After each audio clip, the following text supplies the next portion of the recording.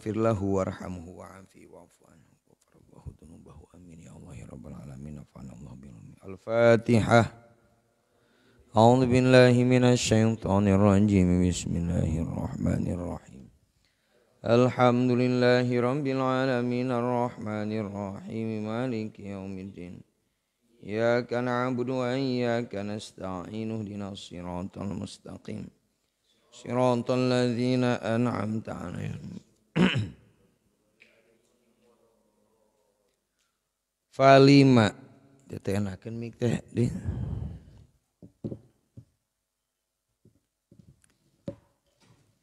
Falima maka karena naon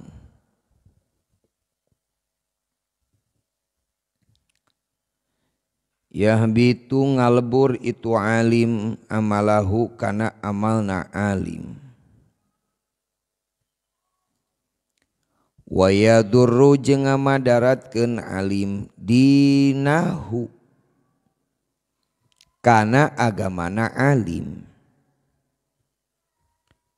wa yushghilu jeung nyibukeun alim nafsahu kana diri na alim bimuraati man kalawan merhatikeun jalma la yamliku anu teu ngamilik itu alim lahu ka itu man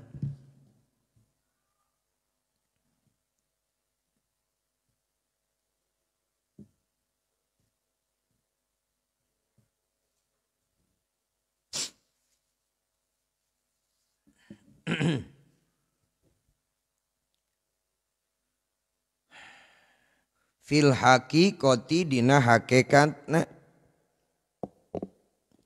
naf'an kana kamanfaatan wala jeung teu ngamilik boron kana kamadaratan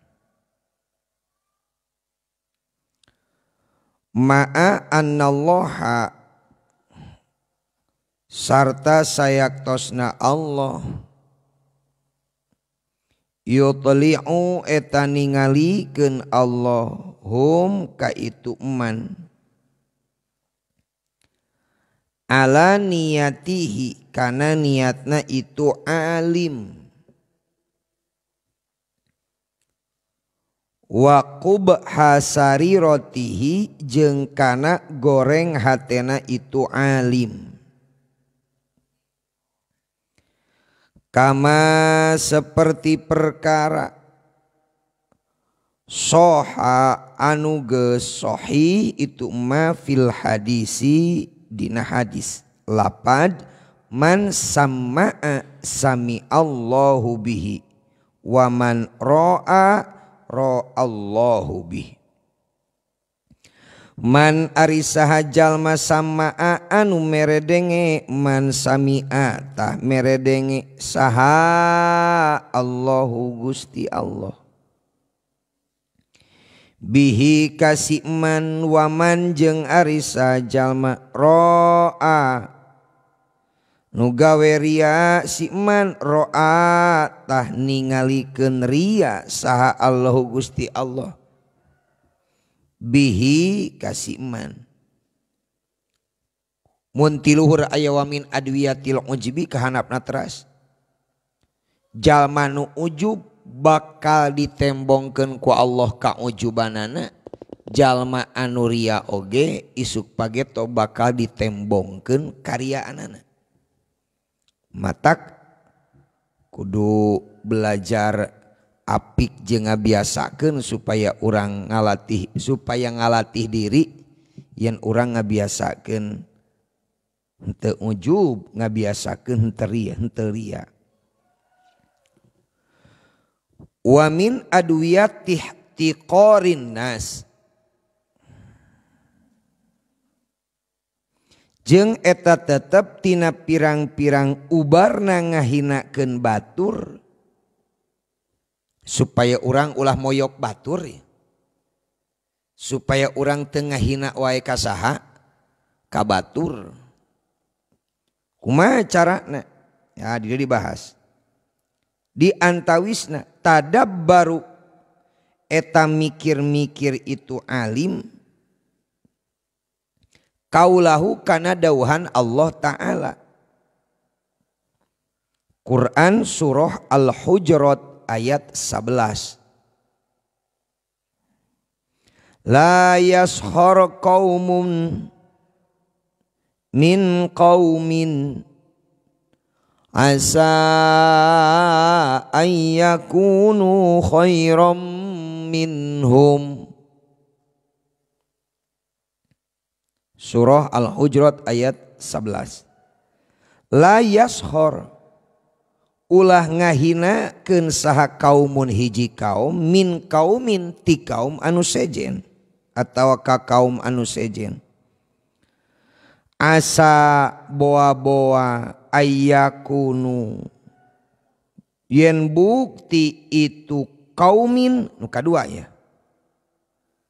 Khairon eta leuwih hade minhum tibatan kaumun anu kahiji. Oh dina Quran surah Al-Hujurat ulah sok ngahinakeun urang ka batur kitu we. Boa batur teh leuwih mulia daripada urang. Atawa boa urang leuwih hina dari saha batur. Matak santri mun heureuy normal heureuy biasa. Ngan kahade ulah nepikeun ka heureuy tuluy mamawa ngaran kolot. Heureuy tuluy ngahinakeun kolot. Da moal ngeunah masih ngalaku mah oge. Kewe bebeja pipaseaeun we. Heureuy mah heureuy normatif we biasa. Selaku jalma. Ngan ulah nepikeun ka mamawa ngaran kolot, ngeleg ngaran kolot. Eta geus teu make etika eta heureuy-na. Ulah kolot teh mulia. Nuku orang wajib dihormat, nuku orang wajib dimuliakeun. Yang ngadon dipoyokan ulah hade tah santri.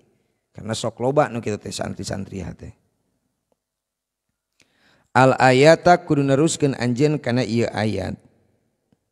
Wa kaulahu jeung kana dawuhan Allah mikir-mikir kana dawuhan Allah surah Al-Hujurat ayat 13. Tadi mayat sabaraha 11. Ayeuna surah Al-Hujurat ayat 13. Inna khalaqnakum min dzakarin wa unsa ila qauli ta'ala inna akramakum indallahi atqakum. Inna sa'nyana kami Allah khalaqna eta nyiptakeun kami Allah kum kamaraneh kabeh min dzakarin ti golongan lalaki wa unsa jeung golongan awewe.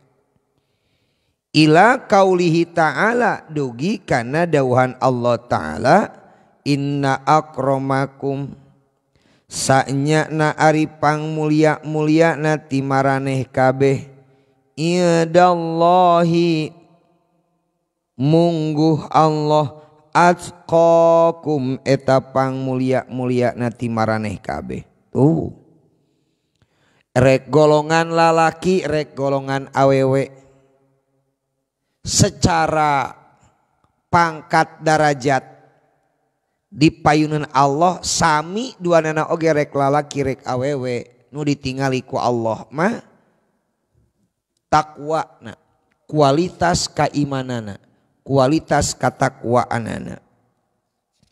Wa kaulahu jeung kana dawuhan Allah Ta'ala surah An-Najmu ayat 32.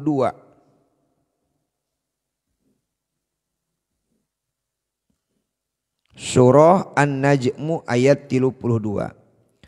Fala tuzakku anfusakum huwa a'lamu bimanittaqa. Fala tuzakku jeung ulah muji maraneh kabeh. Anfusakum kana pirang-pirang diri maraneh kabeh.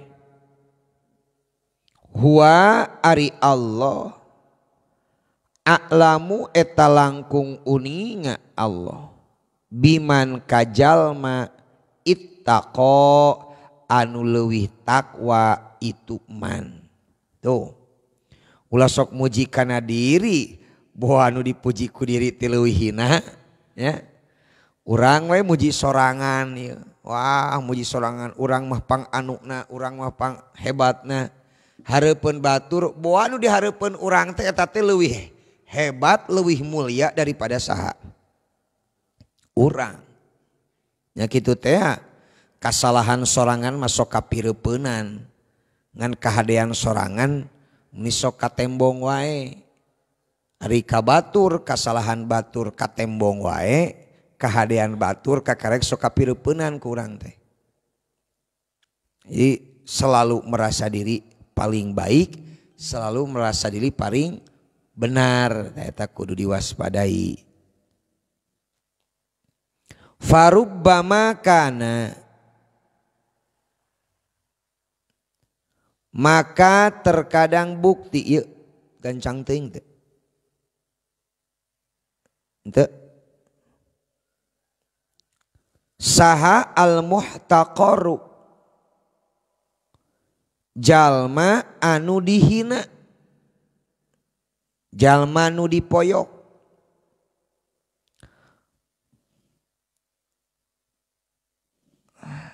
Athharo eta leuwih bersih naonana kolban hatena.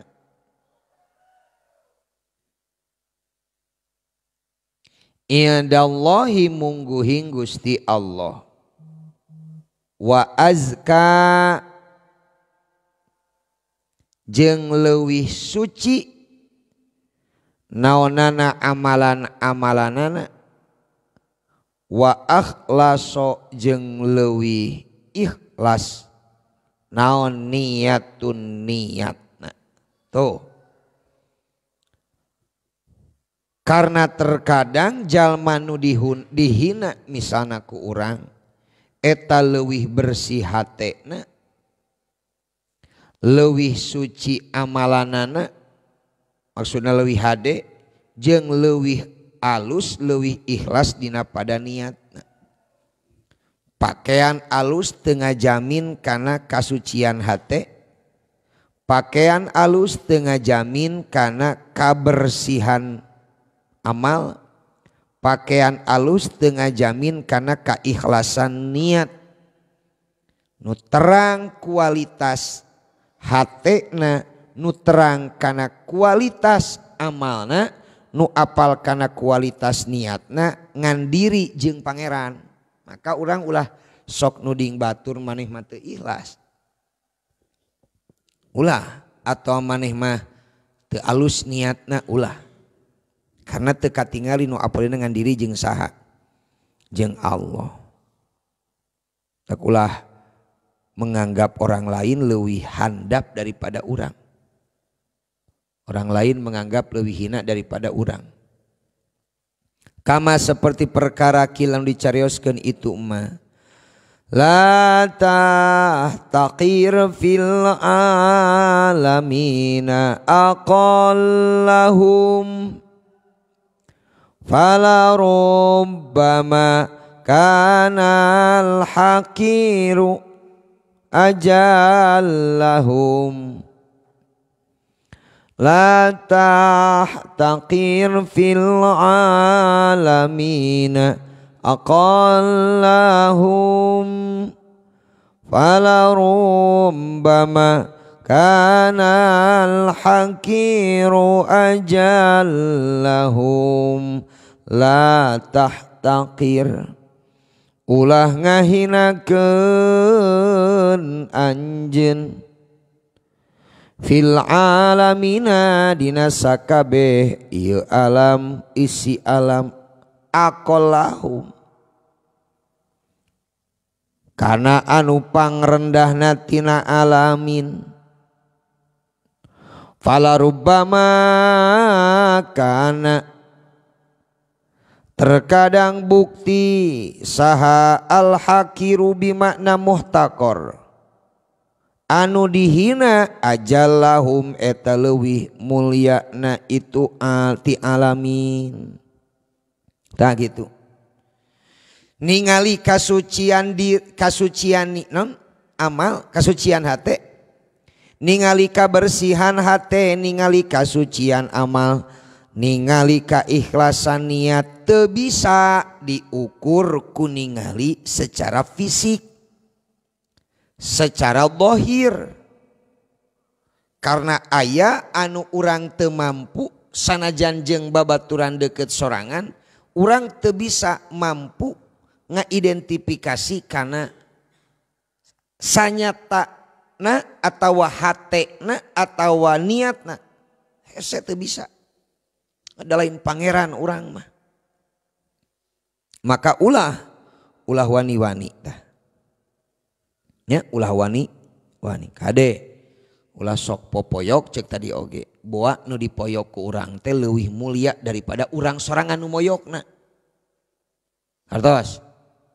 Ulah sok ngahina sabab nu dihina ku urang boa leuwih mulia daripada urang.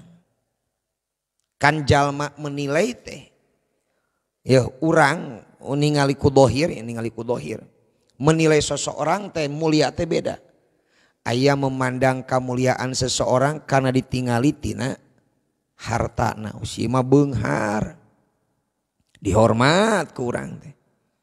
Aya nu ningali kana kailmuanana, beus ieu mah pinter dihormat ku urang teh nya.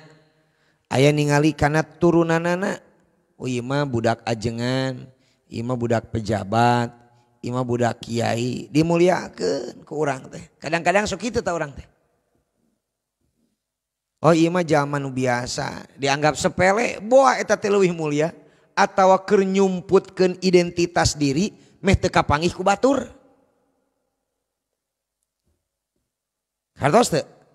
Keur nyumputkeun identitas diri meh teu katingali ku batur.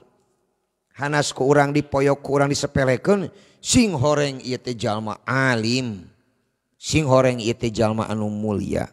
Tah eta. Wa yuqalu sareng dicarioskeun naon lapad annallaha akhfa salasatan fi salasatin. Innallaha sayaktosna Gusti Allah akhfa eta nyamarkeun Allah salasatan kana tilu fi salasatin dina tilu perkara.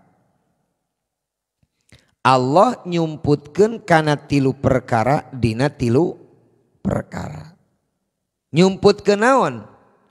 Waliyahu tegasna nyumputkeun kawalianana Allah fi ibadihi di pirang-pirang hambana Allah. Teu apa siga nu kumaha wali teh teu kaidentifikasi ku urang mah. Da urang nage lain wali, da urang nage teu apal. Tuh disumputkeun disamarkeun. Sugan teh geuningan lain waliullah, sing horeng waliullah. Tek lamun ngaku-ngaku wali Allah asa kahartinya, sateu kaharti. Abdi teh walina Allah, abdi teh Imam Mahdi. Geus lieur ningali pengakuan jalma-jalma tak jang urang mah geus ngaji masantren ngaos meh kapanggih gitu. Eta tak disumputkeun ku Allah. Waridahu jeung nyamarkeun kana karidoan Allah fi taatihi dina taatna jalma ka Allah. Urang ayeuna keur ngaji teu apal ya Allah ridho jeung teu na kana ngaji urang. Nya angger kembalina kumaha niat urangna. Sanajan aranjeun santriah marake mukena ayeuna. Aranjeun lalaki make kopiah ayeuna. Allah leuwih terang mana kualitas taat anjeun dina waktos ayeuna. Leuwih terang.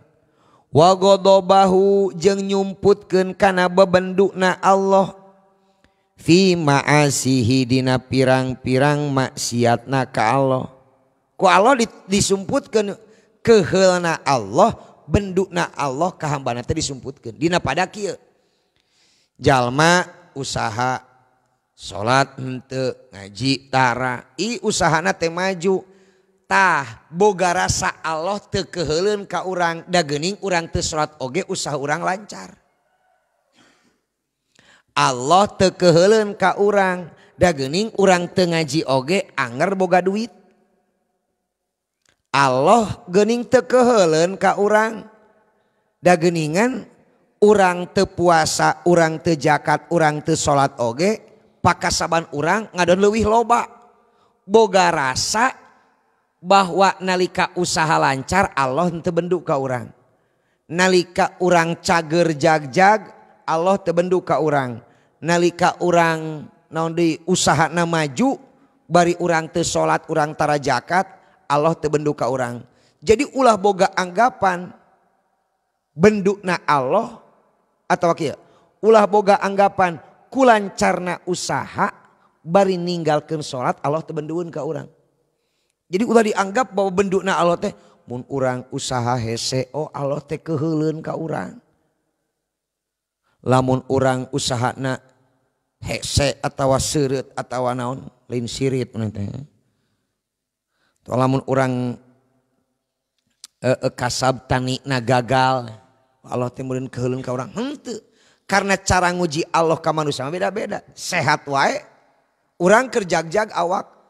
Wah Allah mah dalam kondisi bendu ka urang teh. Karena kajag-jagan urang teu dipake nu manfaat. Nalika urang keur gering, boa Allah mah nyaaheun ka urang teh. Hartos teh. Jadi ulah boga anggapan keur cager Allah nyaah ka urang, keur gering Allah bendu ka urang.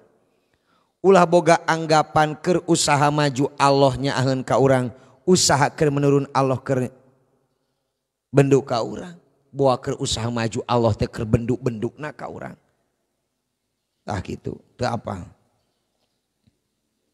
Teruskan. Wa minal akhlaqil maradiyati. Jeung eta tetep tina sapalihna pirang-pirang akhlak nu diridoan ku Allah atawa nu sae we. Di antara pirang-pirang akhlak anu sae nu dipikarido ku Allah mana wae hiji ya di buleudan hijiannya di poinan hiji-hiji na mengke teh enakeun sabaraha hiji iktsarut taubati ari ngalobakeun tobat ngalobakeun istighfar. Oh eta teh padamelan anu sae. Da urang mah jalma anu kaliputan ku poho, kaliputan ku salah, maka sing mineng minta hampurana ka saha? Ka Allah. Teu boleh nya tunggal poe urang teh maca istighfar teh. Sabada salat puguh urang teh maca istighfar.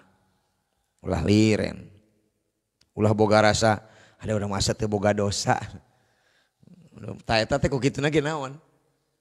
Dosa eta teh. Urang cenah asa teu boga dosa. Maksudna asa teu boga dosa teh.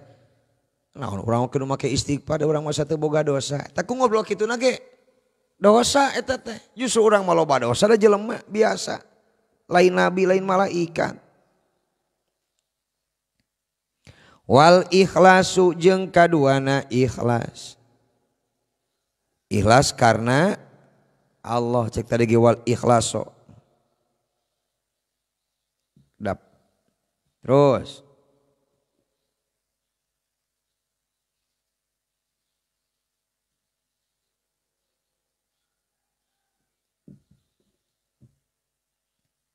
wal yakinu jeung yakin ikhlas kana amal Allah kana ngalaksanakeun amal soleh yakin kana ayatna jeung kakawasaan Allah. Wa taqwa jeung gawe takwa. Ari takwa teh nyaeta imtisalu awamirillah wajtinabun nawahi. Ngalaksanakeun pirang-pirang parentah Allah tur nebihan kana sanes kanten pirang-pirang larangan Allah. Wasabru nomor kasabara ieu? Nomor kasabara? 5. Jeung gawe sobar. Waridho jeung ridho kana papasten ti Allah. Nampi kana naon dikodok-kodarkeun khairihi wa syarrihi minallahi ta'ala. Wal qanaatu jeung qanaat. Wazuhdu kasabaraha ieu?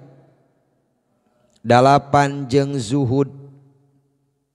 Wat tawakkalu jeung tawakal. Wat tapwidu jeung tapwid. Tawakal jeung tapwid naon bedana? Ya. Kan kieu dina pasrah sumrah ka Allah teh ayat 3. Pasrah sumrah ka Allah teh ayat 3. Hiji ayat tawakal, 2 ayat taslim, 3 ayat tafwid. Bedain? Kualitasna tingkatanna beda gitu. Tingkatanana beda. Sami pasrah sumrah ka Allah. Tawakal, taslim, tafwid. Mana tawakal? Tawakal mah levelna golongan jalma nu awam.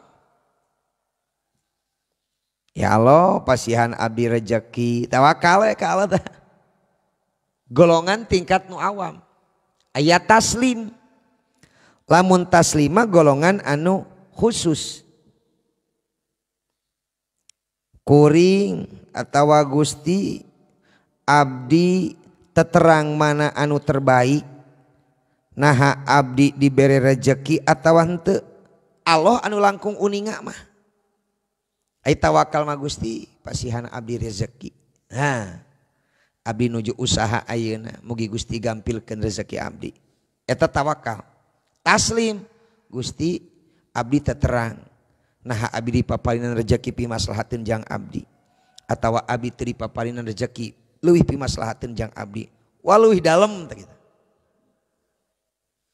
Bedanya ai tawakal mah kumaha tah? Ya Allah paparinan rezeki abdi. Hayang rezeki ngan nyanggakeun ka Gusti. Ari taslimah abdi teterang mana nu terbaik jang abdi. Nah abdi kenging rezeki atawa henteu. Nah abdi menang duit atawa henteu mun dipulgarkeun mah. Ayat tafwid. Tafwid melalui khususil khusus.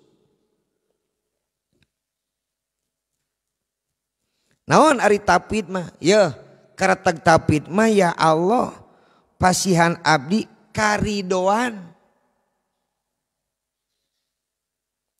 Tina naon wae nu tos ditetepkeun ku Gusti eta tafwid.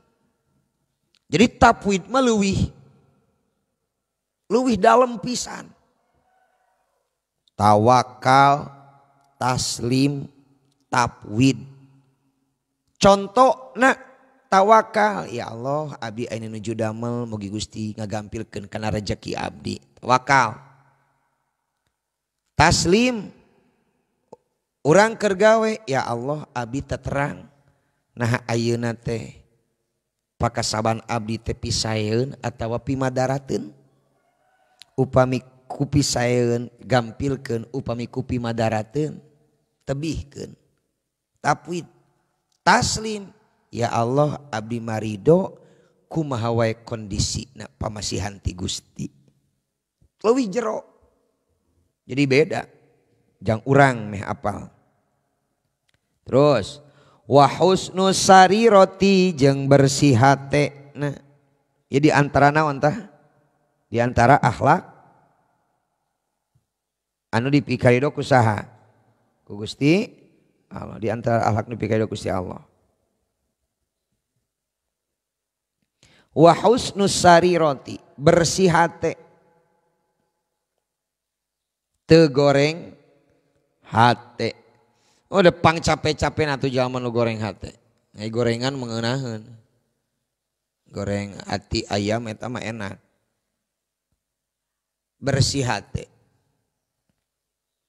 Wa husnul dzanni jeung saena sangkaan. Ieu nomor ka sabaraha? Nomor ka 13 12.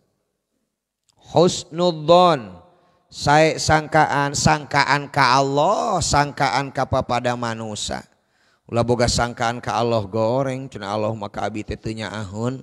Padahal abdi mah tos salat duha teh geus sabulan tapi anggar abdi teh ripuh dagang teh.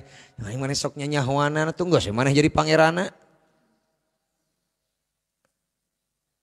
Allah lebih terang, berarti beran maneh mah da salat duha na atuh da mikiranana lain karena Allah, mikiranana karena hayang beunghar. Lamun urang salat duha karena hayang beunghar, beungharna moal aya. Tapi lamun urang salat duha karena Allah, maka ikhlasna meunang, beungharna oge meunang. Ilmu salat urang enteng maca surah Waqiah. Hai alusna maca surah Waqiah teh sampai subuhnya, qobla subhi. Sampai subuh teh maca Waqiah. Daripada ngado mantep ku. Alusna mah eta. Wa tazawaju jeung ngahampura ngaranna ge jelema. Urang teh sok beratnya. Sok berat lamun batur boga kasalahan ka urang. Berat naon? Berat ngahampura batur, berat ngahampura ka jalma nu nyieun salah atawa gawe salah ka urang. Eta teh pang hese-hesena. Komo lamun batur nu geus ngadolim, nu geus moyok ka urang. Geus we lah bae karep teh teuing hampura we dosana. Itu teh berat ka cida. Diakui. Kunaon urang atuh ayeuna nu kaasup kana akhlak nu terbaik tadi antarana ngahampura batur jalma nu migawe dosa atau migawe salah ka urang. Sabab Allah oge dat anu ageng pangampurana. Bageurna Allah, pangampurana Allah, Allah teu langsung nyiksa ka jalma nu migawe dosa. Bageur teu Allah. Bageur. Coba lamun urang ayeuna contoh, ayeuna urang teu salat, harita kene disiksa ku Allah, kumaha? Tapi kan nyatana urang teu ngaji teu langsung disiksa ku Allah, dibere kesempatan jang taubat. Sok tobatan. Jalma anu nginum barang anu haram, coba lamun harita kene langsung kontan ku Allah dibalas. Semual aya jalma nu migawe dosa saeutik-eutik acan soak tah. Ku Allah teh diberi kesempatan sina taubat. Diberi kesempatan sina berbuat baik. Diberi kesempatan supaya tambah sadar. Mata kuat tazawuju teh kitu tah. Kuat tazawaju. Urang dilatih ku Allah Subhanahu wa taala supaya gede hampura ka sakaba ka batur nu migawe kasaran. Wa husnul khuluqi jeung alus pirang-pirang akhlakna. Akhlak ka Allah, akhlak ka papada manusia. Ka guru jeung ka indung bapa. Waru'yatul ihsani jeung ningalina kalawan kaalusan, positive thinking, menilai orang lain selalu menilai dengan positif. Wasyukrun nikmati jeung syukuran kanikmatan.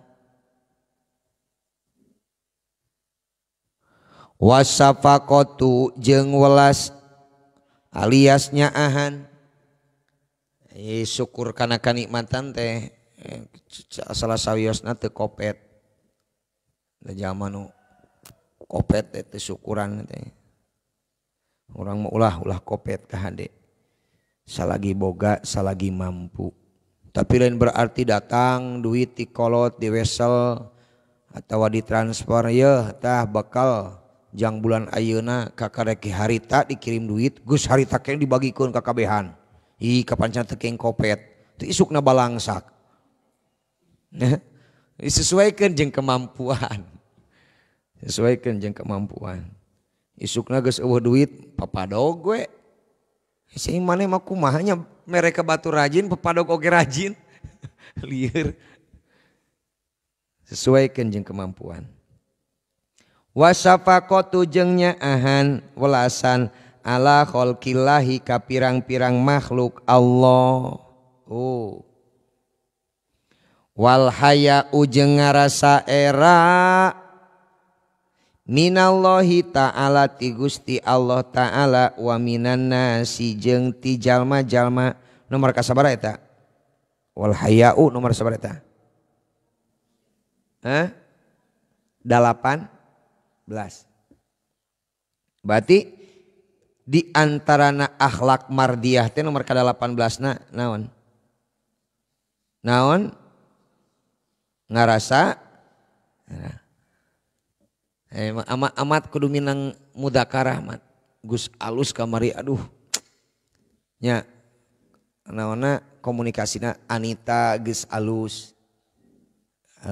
Aya era-era keneh saeutik. Ulah ari eraan kana kahadean mah kunaon maneh teu salat berjamaah isin burung teuing. Kunaon maneh teu ngaji isin cenah abi teh ku Allah. Ari era ku Allah mah justru ngaji lain teu ngaji. Mana sok tibalik. Ari kana kahadean era, ari kana kagorengan. Oh ditembong-tembong. Ayo urang pangaosan. Kumanya abi teh rumaos isin. Ulah era kana kahadean mah tembongkeun. Wujud syiar agama Allah Subhanahu wa taala. Ari kana kagorengan teu era, ari kana kasayan isin. Majarkeun teh kunaon maneh teu berjamaah bilih ria abdi mah. Terus wal khaufu jeung mikasieun atawa rempan war roja'u jeung roja ka Allah.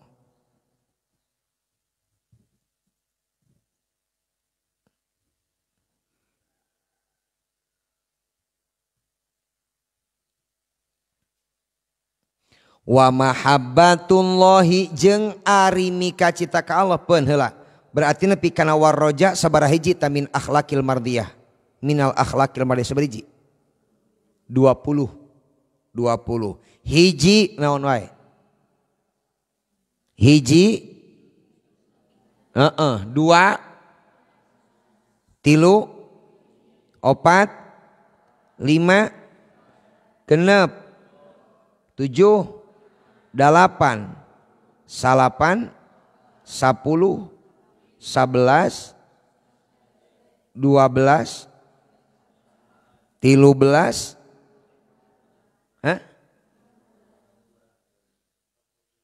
naon tuh 14 15 ningali kabatur kalawan kaalusan tawa ka Allah teh maparinan teh naon yang dipasikeun ku Allah eta nu terbaik. Positive thinking lah orang berpikir bagus. Terus syukrun nikmah sabaraha eta? 17. Nyaahan bageurannya kudu nyaahan kudu bageuran. 18 18 ngarasa era 18 ya 20 ku bapa rek ditugaskeun ka aranjeun pilarian mu enjing ya definisi tina anu 10 tina anu 20 poin ieu naon nu disebut ikhlas. Supaya mikir ente. Definisina kumaha referensina dina kitab naon? Ya aya. Tina ieu aya. Tentang ikhlas aya. Ya. Ulpah di dia aya, tawadu aya, hikdu aya. Bisa dikaitkan ya. Jadi definisi tikawit definisi aja. Taubat, nu taubat teh kumaha maksudna definisina. Ikhlas kumaha definisina, yakin kumaha definisina, takwa kumaha definisina, sobar, ridho, qanaat, zuhud, tawakal. Tadi ku Bapak mah eta mah geus disebutkeun tingkatan kualitas sumrah pasrah ka Allah Subhanahu wa ta'ala. Yang 20 berarti nya. 20 pilarian. Yang bagi-bagi we. We mah kerja kelompok lah kerja kelompok. Teu riweuh. Kerja kelompok teh hiji nu gawean kabeh nu niron heueuh. 20 urang saurang nu gawe 18 nu niron geuningan.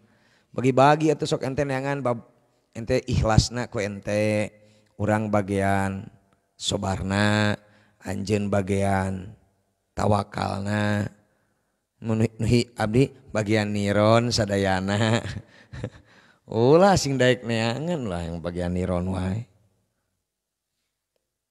Wa mahabbatullahi jeung ari mika cinta ka Allah, mahabbah ka Allah taala tingkana mahlur Allah. Hiya eta ari itu mahabbah al khoslatul jami'atu eta perkara nu bisa ngumpulkeun. Al khoslatul jami'atu eta perkara nu bisa ngumpulkeun lima hasini sifati kana menangkeun pirang-pirang alusnas pirang-pirang sifat. Kulliha tegasna sakabehna sifat. Rusuh teu? Bujang teu?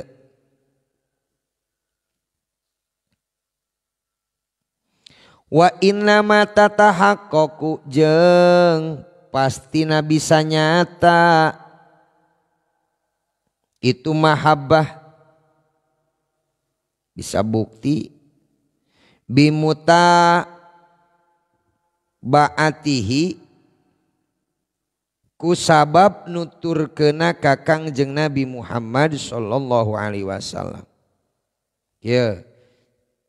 Di antara hayang bukti terwujud cinta ka Allah, mahabbah ka Allah ku cara manut nuturkeun kana ajaran Nabi Muhammad sallallahu alaihi wasallam. Nuturkeun kana padamelan Kangjeng Nabi Muhammad sallallahu alaihi wasallam li qaulihi ta'ala karna dawuhan Allah taala surah Al-Imran ayat 31. Qul in kuntum tuhibbunallaha fattabi'uni yuhibbukumullah wa yaghfir lakum dzunubakum. Kul carioskeun ku anjeun Muhammad in kuntum lamun bukti maraneh kabeh tuhibbuna eta mika cinta maraneh kabeh Allah ka Gusti Allah fattabi'u maka kudu nuturkeun maraneh kabeh ni ka kuring yuhbib tah bakal mika cinta kum kamarane kabeh saha Allah Gusti Allah wa yaghfir jeung bakal ngahampura Allah lakum kamarane kabeh dzunubakum kana pirang-pirang dosa maraneh kabeh. Jadi atuh tinggal tuturkeun ajaran baginda Nabi Muhammad sallallahu alaihi wasallam, tinggal urang ngalaksanakeun kana sakumaha anu pantos didawuhkeun ku Kangjeng Nabi Muhammad sallallahu alaihi wasallam, karena hakikatna nu didawuhkeun ku Kangjeng Nabi eta oge bersumber tina dawuhan Allah Subhanahu wa taala. Baca sadayana jami'an sadayana baca.